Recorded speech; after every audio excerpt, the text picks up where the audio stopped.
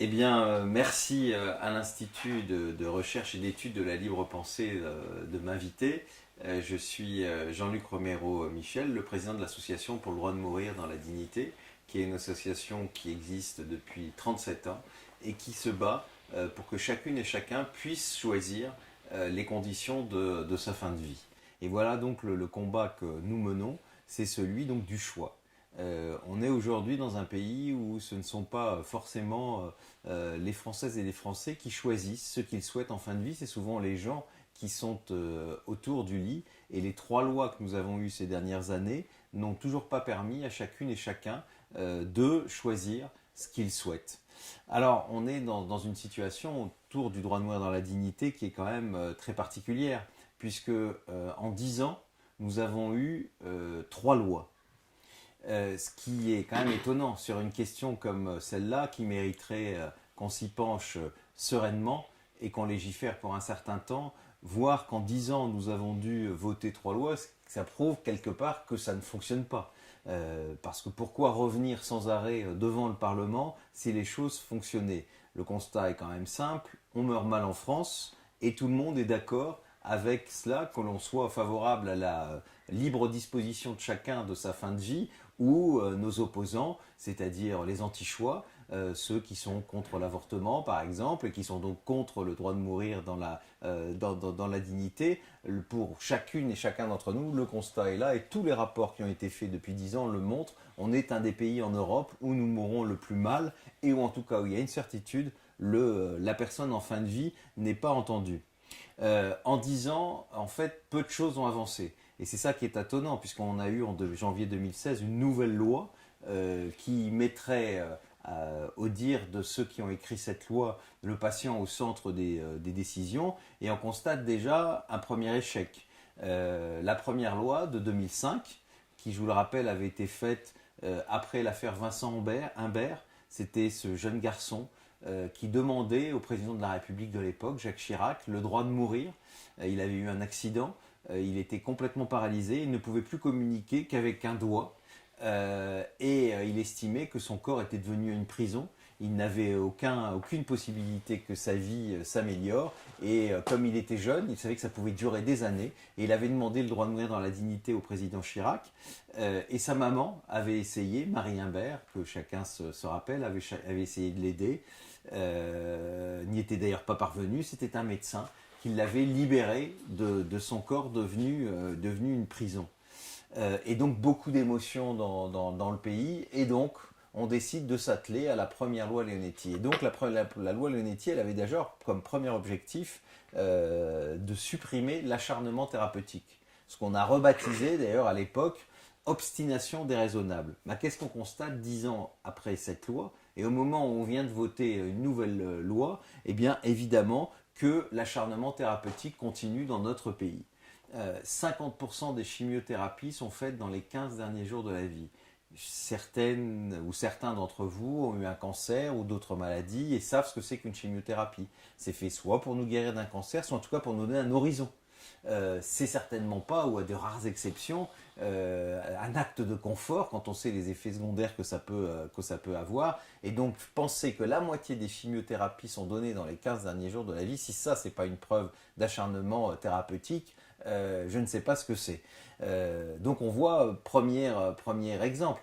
Deuxième exemple, c'est d'ailleurs la seule critique que M. Leonetti, qui est à l'origine des trois lois, donc celle de 2005, une loi de 2008, une loi de 2016, reconnaît, c'est que dans un certain nombre d'EHPAD, on force des personnes, souvent très âgées, souvent des femmes, les femmes ont une espérance de vie bien supérieure à nous les hommes, sont forcées à se soigner contre leur volonté, alors que la loi de 2002, la loi Kouchner, nous permet à chacune et chacun d'entre nous de refuser des traitements si nous ne le souhaitons plus. Donc il y a la liberté d'arrêter des traitements. Et bien malgré ça, on se rend compte que dans des EHPAD, on force souvent des femmes isolées, très âgées, à se soigner. D'ailleurs, c'est assez symptomatique. Beaucoup de ces personnes, au bout d'un moment, arrêtent d'elles-mêmes à s'alimenter, à s'hydrater. Et c'est pour ça que vous voyez souvent dans ces établissements des personnes qui sont avec des perfusions d'eau sucrée.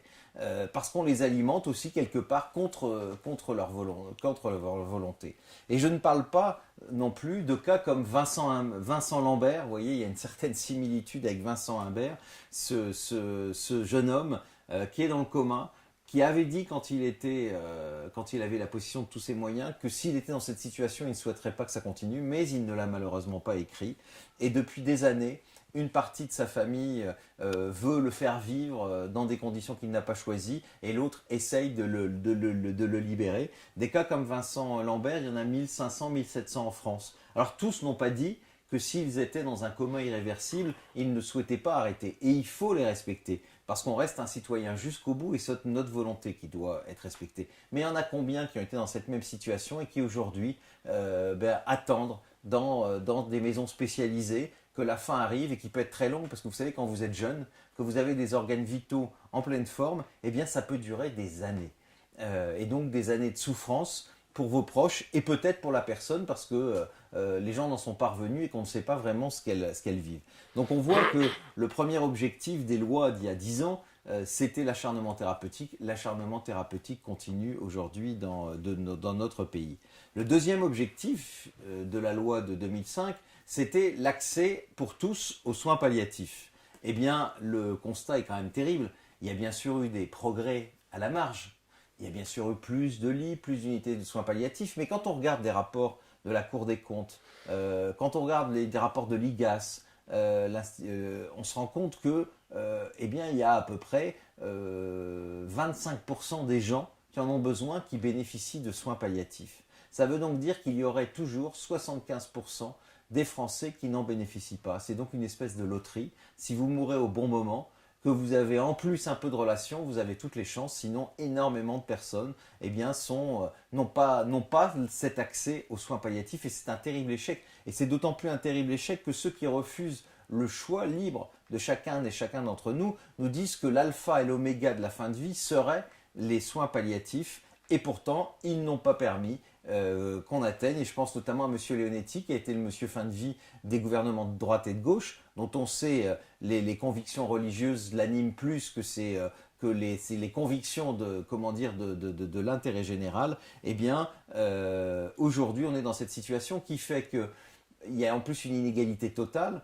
Moi, j'ai la chance de vivre en Île-de-France. Eh bien, en Île-de-France, nous avons 40% des lits de soins palliatifs.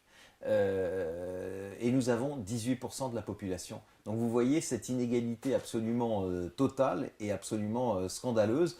Comme on voit, on a beaucoup parlé de la Guyane ces derniers temps. Il n'y a même pas une unité de soins palliatifs en Guyane. Alors peut-être que personne ne meurt en Guyane, c'est peut-être l'explication. Alors évidemment, je plaisante, mais on voit qu'au-delà du fait que les soins palliatifs ne sont pas à la hauteur et que le citoyen ne reste pas donc un citoyen jusqu'à la fin de vie, puisqu'on met beaucoup d'argent en début de vie, mais en fin de vie, l'argent n'est pas là, ce qui est tout à fait scandaleux. Si vous voulez accompagner un proche à l'hôpital, qui est en général presque 7 morts sur 10, eh bien, vous n'aurez même pas une indemnité, alors qu'au début de la vie, quand vous avez un enfant, la femme, le mari peuvent avoir des aides, ce qui est tout à fait normal. Eh bien, en fin de vie, on n'a même pas tout ça, et on voit cette grande inégalité dans laquelle nous sommes. Le troisième échec de ces 10 dernières années, c'est celui des directives anticipées. On en a beaucoup parlé, c'est-à-dire la possibilité, tant que vous êtes conscient, de pouvoir écrire ce que vous souhaitez si vous vous retrouviez par exemple dans une situation comme un Vincent Lambert. Eh bien, on n'a fait aucune promotion de ces directives anticipées ces dernières années. On vient de commencer il y a juste peu de temps et encore en donnant une mauvaise information. Et à peine 2,5% des mourants ont écrit des directives anticipées, c'est-à-dire quelques dizaines de milliers de Français, alors que c'était depuis 2005 l'alpha et l'oméga aussi de nos politiques, que les gens puissent écrire ce qu'ils souhaitent en fin de vie. Eh bien, on voit que dans ce domaine, c'est un échec, parce que hormis l'ADMD et les associations qui la soutiennent, personne n'a fait la promotion de ces directives anticipées. Et puis, ces 10 dernières années, il faut le savoir, quand on se bat pour le droit de choisir en fin de vie, qu'aujourd'hui, d'après l'INED, l'Institut national des études démographiques, la grande étude sur la fin de vie, qui est d'ailleurs celle qui est utilisée par tous les responsables politiques au Parlement quand il parle des questions, il y a un chiffre qu'il n'utilise jamais. C'est celui qui nous dit, dans cette étude, qu'il y aurait 0,8% d'euthanasie en France. C'est-à-dire, en gros, 4000, on a 570 000 morts par an, en gros, 4500 euthanasies par an. Alors, vous pourriez dire, vous vous battez pour la liberté, tant mieux pour celles et ceux qui ont pu obtenir à leur demande un produit létal. Merci à ces médecins très courageux qui ont pris des risques pour sauver les personnes. Sauf que quand on regarde l'étude de près, ben on a de sacrées suées froides, puisque à peine 0,2% des gens ont demandé à recevoir un produit létal. C'est-à-dire que sur les 4500 personnes dont je vous parlais, 1100 ont demandé à être aidés et 3400 personnes tous les ans ont reçu un produit létal contre leur volonté, ce qui est, vous l'imaginez, une dérive absolument totale et qui n'est absolument pas le combat de la DMD ou de libre penseurs, qui est qu'on respecte la volonté de la personne et pas celle de tiers. Eh bien, nous sommes dans cette situation, c'est-à-dire que nous sommes en France en pleine dérive. Puisque des gens sont aidés sans avoir rien demandé. Et on ose d'ailleurs nous dire que si nous avions une loi, il pourrait y avoir des dérives, alors qu'on sait que dans les pays qui ont des lois, c'est tout à fait tout le contraire, parce qu'on sait bien qu'une loi, et quand on est un républicain, un démocrate, une loi, ça protège d'abord le plus faible. En l'occurrence, la personne qui est malade, la personne qui est en fin de vie. Et enfin, pour faire le bilan de la situation dans laquelle nous sommes en France, avant de nous dire ce qu'on peut espérer quand on souhaite ce droit de mourir dans la dignité et ce choix, surtout, c'est que comment se fait-il que dans notre pays, depuis 10 ans, nous vivons au gré des affaires permanentes. La dernière étant celle de Anne Berthe, cette femme qui vit en Charente-Maritime, qui a annoncé aux médias qu'elle vit avec la maladie de Charcot, dont la fin peut être malheureusement terrible. Et cette femme a annoncé qu'elle allait partir en Belgique pour mourir dans la dignité comme elle le souhaite. Et on voit que comme seule alternative, on est obligé de fuir notre pays pour mourir dans la dignité. Eh bien, on a ce genre d'affaires à longueur de temps. Quand on est en province, qu'on voit la presse quotidienne régionale, il y a tous les jours un suicide d'une personne très âgée, un suicide d'une personne malade qui sait qu'elle va mourir dans des conditions difficiles et qui préfère anticiper et qui le fait forcément de façon violente parce qu'en France, 85% des suicides sont de manière violente. À peine 15% des gens peuvent bénéficier des médicaments qui vont les faire partir sans se rater, sans souffrance. 52% des suicides, c'est des personnes qui se pendent à la poutre du plafond. Voilà la situation dans laquelle on est. Et en face, qu'est-ce qu'on a? Eh bien, on a encore une fois de plus une loi faite par des médecins, pour des médecins, qui a prévu tous les devoirs des médecins, et tant mieux, mais qui lui laisse d'une certaine manière l'immense majorité des pouvoirs, alors que je pense très sincèrement, et nous pensons à la DMD, que la grande majorité des médecins, elle ne souhaite qu'une chose, c'est quand même d'écouter la personne qui est en fin de vie. Et évidemment, on ne lui donne pas les moyens de faire ce que pourraient souhaiter des personnes. Voilà. Alors nous souhaitons, les personnes qui se battent pour cette question, avoir une loi qui repose sur ces deux jambes. D'un côté, l'accès universel aux soins palliatifs et de l'autre côté, la légalisation de l'euthanasie et du suicide assisté et bien sûr des directives anticipées qui seraient opposables, c'est-à-dire obligatoires pour les médecins qui devraient obligatoirement les respecter. Je disais tout à l'heure, nous nous battons pour l'accès universel aux soins palliatifs et tous ceux qui sont opposés à notre loi, qui ne parlent que des soins palliatifs, n'ont pas fait leur job pour obtenir et pour avoir les crédits. Mais je voudrais aussi dire que les soins palliatifs, ça ne doit pas être obligatoire. En même temps, parce qu'il faut, dans ce domaine, être honnête, au risque de déplaire à certains. D'abord, il y a des personnes qui ont ce qu'on appelle des douleurs réfractaires, que rien ne peut les soulager. À quoi ça sert les soins palliatifs? Des cas comme Vincent Lambert, ou Humbert, à quoi ça servirait? Donc il faut reconnaître que les soins palliatifs ne résolvent pas toutes les situations. D'ailleurs, pourquoi se fait-il que dans un pays comme la Hollande, comme les Pays-Bas, il y a des euthanasies alors que l'accès est quasiment universel aux soins palliatifs? Ce n'est pas un choix entre on va dans l'un parce qu'il n'y a pas les autres. Ce n'est pas du tout ça. Aux Pays-Bas, c'est 4% des morts. 4% des morts, certains diront c'est pas tant que ça. Bah, imaginez en France, sur nos 570 000 personnes, ça voudrait dire plus de 20 000 euthanasies par an ou suicides assistés. C'est-à-dire plus de 50 euthanasies par jour. Donc ça peut être vous qui nous regardez, ça peut être moi, et donc évidemment que ça répond en tout cas à une vraie demande. Donc il faut sortir aussi de ces soins palliatifs qui seraient obligatoires, ça doit être un choix. Et puis il y a aussi des gens qui n'ont pas envie d'aller dans les soins palliatifs, et nous nous battons vraiment pour la liberté de la personne. D'ailleurs, si moi je peux qualifier notre combat et le mien, c'est pas un combat pour la légalisation de l'euthanasie, c'est un combat pour la liberté du choix, pour la liberté de conscience de chacune et de chacun d'entre nous. Mais nous souhaitons vraiment cet accès universel aux soins palliatifs. Chacun doit pouvoir, s'il le souhaite, y aller. Mais de l'autre côté, voilà, clairement, et je pense que par rapport à ce que j'ai dit il y a quelques minutes, c'est clair, il faut avoir ce choix de la légalisation de l'euthanasie et du suicide assisté. Pourquoi? Parce que tout simplement, voilà, il y a des situations où chacun doit pouvoir choisir et que, sans entrer dans une loi, parce que nous, ce que nous souhaitons et ce que je souhaite, c'est une loi comme les Belges, une loi comme les Hollandais, une loi comme les Luxembourgeois, c'est juste à côté de chez nous. Ces lois, d'ailleurs, elles sont plébiscitées dans ces pays-là. D'ailleurs, vous n'avez même les mouvements chrétiens démocrates ne demandent pas qu'on revienne dans ces lois. On devrait se poser des questions en France. Ça devrait quand même étonner de voir des mouvements religieux, politiques, qui ne demandent même pas qu'on revienne là-dessus. Il n'y a pas d'affaire. Et tous les partis politiques, hormis quelques extrémistes, ils sont en faveur. Ça aussi, ça devrait nous interroger. Quand on entend certaines ou certains qui disent en France « Oh là là, dans ces pays-là, c'est terrible ce qui s'y passe », si c'était si terrible, comment se fait-il que les gens adhèrent à ce point-là et qu'il n'y a pas un seul parti politique sérieux, en tout cas gouvernemental, qui veuille revenir dessus? Les lois dans ces pays-là, il faut le dire aussi, elles évitent ces dérives dans lesquelles nous vivons.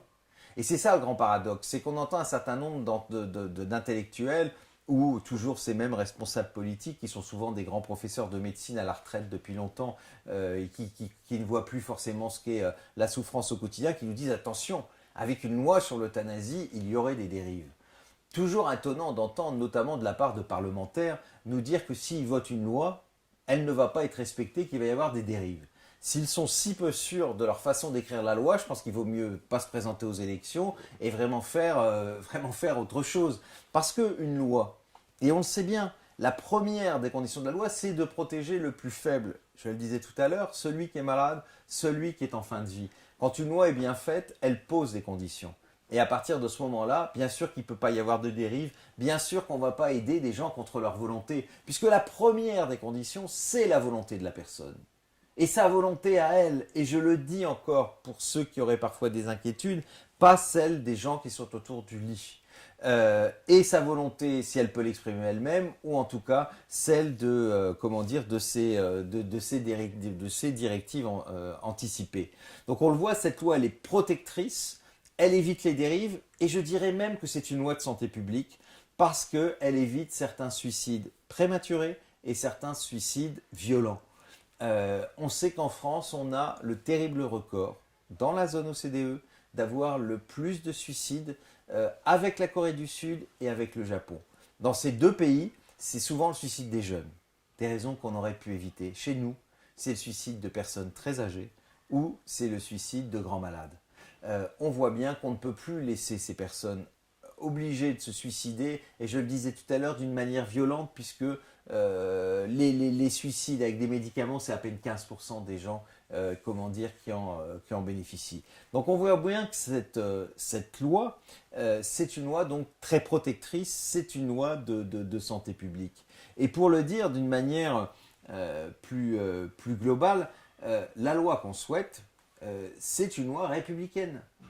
C'est une loi qui s'inscrit dans la laïcité, donc qui respecte toutes les consciences, quelles que soient vos convictions, religieuses, éthiques, politiques, vous êtes totalement respectés. Et elle repose, et c'est important de le dire, et nous le disons nous souvent à l'ADMD, elle repose sur le triptyque républicain.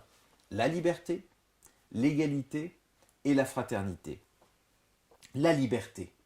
Et je le redis, la liberté de celle ou de celui qui veut mourir le plus tard possible. Nous nous battons pour que la volonté de la personne soit respectée.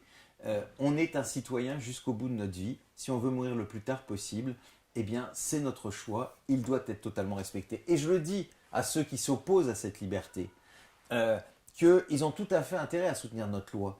Parce qu'aujourd'hui, et je reviens à ce que je disais tout à l'heure, eh bien, il y a des gens qui reçoivent un produit létal sans rien demander. Ce n'est pas la DMD qui le dit, c'est l'INED, c'est les études qui le démontrent. Eh bien, avec nous, jamais quelqu'un ne sera aidé à partir contre sa volonté. Pour les médecins, qui, pour certains, même si les dernières études, celles qui avaient été faites notamment par l'IFOP pour l'ordre des médecins, donc commandées par l'ordre des médecins, nous dit que 60% des médecins sont favorables à l'égalisation de l'euthanasie, c'est-à-dire la majorité, et une majorité quand même assez forte de médecins. Moi, je le dis à ces médecins, à ces soignants, qui estiment que c'est contraire à leurs convictions religieuses, que c'est contraire à leur éthique. Pourquoi pas? Il faut aussi les respecter. Même si je dis souvent d'ailleurs à certains médecins très religieux que quand on nous parle de la main de Dieu, c'est souvent la main des hommes. Il y a 50 ans, il y a un certain nombre de machines qui n'existaient pas, qui ont été créées, de progrès médicaux qui sont formidables, parce qu'ils nous permettent de nous soigner souvent de maladies qu'on ne pouvait pas avant, de nous guérir. Mais en même temps, il y a le revers. C'est-à-dire que certaines machines, elles nous font vivre artificiellement des jours, des mois, voire des années pour certains. Et là, la main de Dieu, je leur dis à ceux qui y croient, elle est quand même bien loin. C'est bien la main des hommes qui a créé ces machines, qui a créé certains des médicaments qui font qu'on peut vivre artificiellement longtemps. Mais je le dis clairement, un soignant qui ne souhaite pas accompagner quelqu'un, même si pour moi, cet accompagnement, c'est quand même une forme d'humanité, d'empêcher les souffrances de quelqu'un, de répondre à la demande d'un de nos concitoyens, ces médecins ne seront obligés à rien. Il y aura dans nos lois, comme ça existe dans les pays qui ont légalisé l'euthanasie, et ceux que j'ai cités tout à l'heure, notamment les pays du Benelux, la liberté de conscience. Vous savez, quand il y a eu la loi sur l'avortement, eh bien, il y a la liberté de conscience. Un médecin qui ne souhaite pas pratiquer un avortement n'est pas obligé de le faire. Eh bien, je le dis à ces médecins qui sont inquiets, jamais vous serez forcés à faire quelque chose qui est contre votre conscience, même si je suis persuadé que c'est une minorité qui refuseront de faire ça. La seule chose que je veux seulement leur dire, c'est arrêtez d'utiliser le serment d'Hippocrate pour vous opposer à une loi d'ultime liberté. Parce que le serment d'Hippocrate, il a 2000 ans. Il va, évidemment, c'est un serment qui est très bien, qui vous oblige, vous, jeunes médecins, à devoir soigner au mieux vos patients, à les accompagner au mieux. Mais il y a dedans des choses qui avaient du sens il y a 2000 ans. Il y a des choses qui n'ont plus de sens aujourd'hui. Je rappelle que quand même, dans ce serment d'Hippocrate, il y avait notamment l'interdiction de l'IVG, de l'avortement. On a changé nos lois en 1975 dans notre pays, grâce au combat des femmes, et d'un certain nombre de militants aussi, dont je sais que la Libre Pensée y participait particulièrement, ils ont changé leur serment d'Hippocrate. Évidemment que dedans, il n'y a plus l'interdiction de pratiquer un avortement. D'une manière peut-être qui va peut-être être étonnée, mais le serment d'Hippocrate, par exemple, interdisait les opérations de la vessie. Parce qu'il y a 2000 ans, c'était un vrai charcutage. Les techniques là ont évolué dans le bon sens. On a très naturellement enlevé ça du serment d'Hippocrate. Puis il y avait quelque chose dans le serment d'Hippocrate aussi qui disait que les professeurs de médecine devaient exercer leur art gratuitement. C'est-à-dire que les professeurs de médecine devaient assurer leurs cours et soigner gratuitement. Donc je veux dire, si on veut revenir à cet esprit initial, je pense que, évidemment, les pouvoirs publics seraient très heureux de voir ces professeurs de médecine soigner gratuitement dans nos hôpitaux universitaires. Évidemment, je plaisante. Parce que c'est normal que des gens qui ont fait 10 ans, 15 ans d'études puissent être rémunérés. Ils n'ont pas de fortune personnelle pour la plupart. Et ces études, ils nous soignent, ils nous guérissent ou ils enseignent. Mais en même temps, c'est quand même étonnant que ça, qui était dans ce serment, ils ont été bien contents de l'enlever le jour où les choses ont changé dans le domaine-là. Donc je leur dis, arrêtez de vous arc-bouter sur certains éléments de 2000 ans. Comprenez qu'aujourd'hui, les gens souhaitent pouvoir décider ce qui est le mieux pour eux en fin de vie. Et donc, ne vous opposez pas, ne refusez pas une loi au principe de votre serment d'Hippocrate. Et puis même en raison de votre opposition, parce que vous avez le droit de vous y être opposé, vous êtes protégé par la loi, puisqu'elle donne la liberté de conscience. Et puis, sur la liberté, enfin, la liberté de celles et ceux qui n'en peuvent plus, parce que dans une république laïque, il n'y a pas un principe supérieur qui vous oblige à vivre le plus longtemps possible, et notamment dans la souffrance. Donc cette liberté, elle doit être accordée à tout le monde, et c'est un des principes fondamentaux de la loi que nous souhaitons. Le deuxième principe, c'est celui de l'égalité. Alors 100% d'entre nous allons mourir, j'espère ne pas annoncer de mauvaises nouvelles à celles et à ceux qui nous écoutent. C'est une réalité, même si dans notre société, vous savez, on voit de moins en moins les morts. Moi, quand j'étais enfant, j'ai vu à 13 ans mon père, parce qu'on le veillait à la maison pendant plusieurs jours. Aujourd'hui, moi, je connais nombre de personnes qui ont mon âge ou plus vieux, qui n'ont jamais vu un mort. Parce qu'on meurt souvent, majoritairement, à l'hôpital et en institution, que les gens ne veulent pas forcément voir leur mort. Et puis quelque part, cette idée de la mort, elle disparaît comment dire, de nos sociétés. Mais c'est une vraie réalité. Par contre, que 100% d'entre nous allions mourir, c'est une forme d'égalité, c'est vrai. Mais dans la réalité des choses, cette égalité n'est pas là. Si vous avez de l'argent, eh bien, vous pouvez mourir à l'étranger. Ça coûte 12 000 euros en Suisse. Et moi, je ne dis pas que, moi, je ne veux pas stigmatiser la Suisse, je dis au contraire, merci aux Suisses de nous accueillir. Mais en même temps, je pense à ces femmes qui, avant la loi sur l'avortement, devaient fuir en Suisse, en Belgique, en Angleterre, aux Pays-Bas, pour avorter. Les plus riches pouvaient le faire, tant mieux pour elles, on ne va pas les blâmer. Mais les autres, elles avaient quoi? Les faiseuses d'anges. Certaines en mouraient. Eh bien, on est dans la même situation. Ceux qui ont de l'argent, ils peuvent aller à l'étranger. Et les autres, eh bien, ils se suicident d'une manière violente. C'est tout ce qui leur reste. Et on voit que la situation est d'ailleurs un peu similaire. Et que là, eh bien, il y a une vraie rupture de l'égalité. Et qu'elle est tout à fait scandaleuse. Et puis, l'autre exemple, où l'égalité aujourd'hui n'est pas réelle, en cas de la fin de vie, c'est si vous avez des relations, des connaissances, eh bien, vous allez pouvoir être aidé.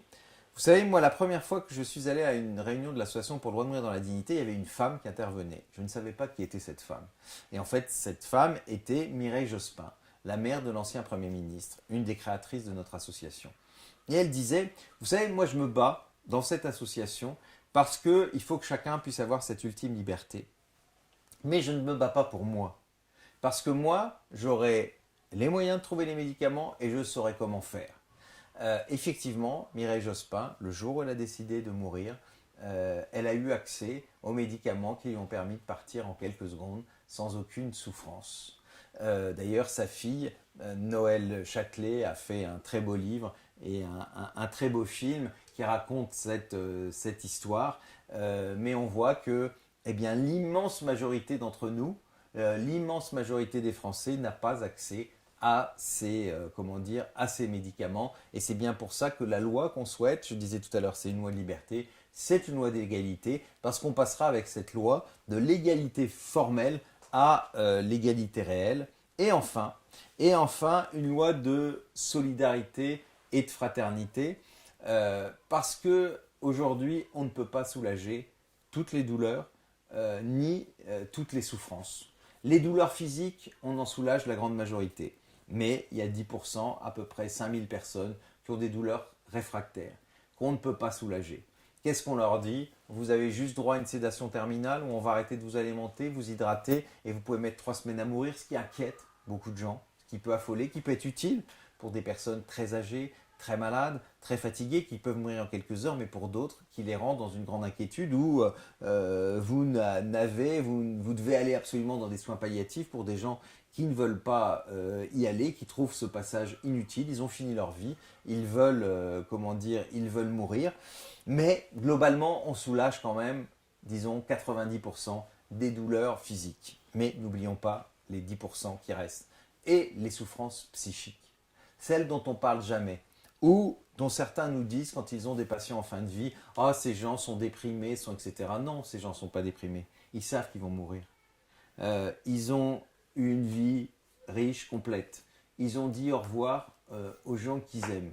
Et ils ne comprennent pas qu'on les oblige à vivre ces dernières minutes, ces dernières heures, ces dernières semaines, parfois ces derniers mois.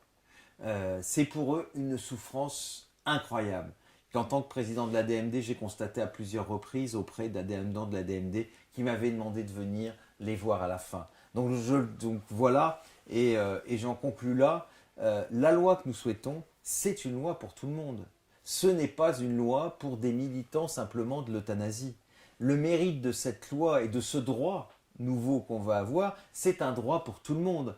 Comme la loi sur l'avortement était une loi qui permettait à chacune des femmes de pouvoir choisir, mais ne s'imposait pas. Aucune femme n'est obligée, avec la loi sur l'avortement, d'avorter. Eh bien, la loi qu'on défend, c'est une loi qui va respecter toutes les consciences. Ce n'est pas le cas aujourd'hui.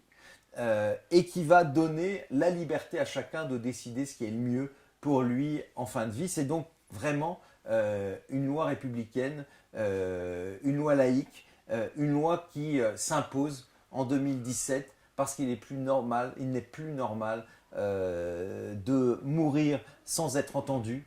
On est un citoyen jusque sa mort. On est citoyen, on meurt citoyen dans une république, dans une démocratie. Et c'est pour ça qu'il serait temps. Et qu'en tout cas, moi, je me bats pour ça et que j'espère que ceux qui nous écoutent auront entendu notre message. C'est vraiment la loi d'ultime liberté. Et en 2017, il serait temps qu'on puisse l'avoir. Je vous remercie.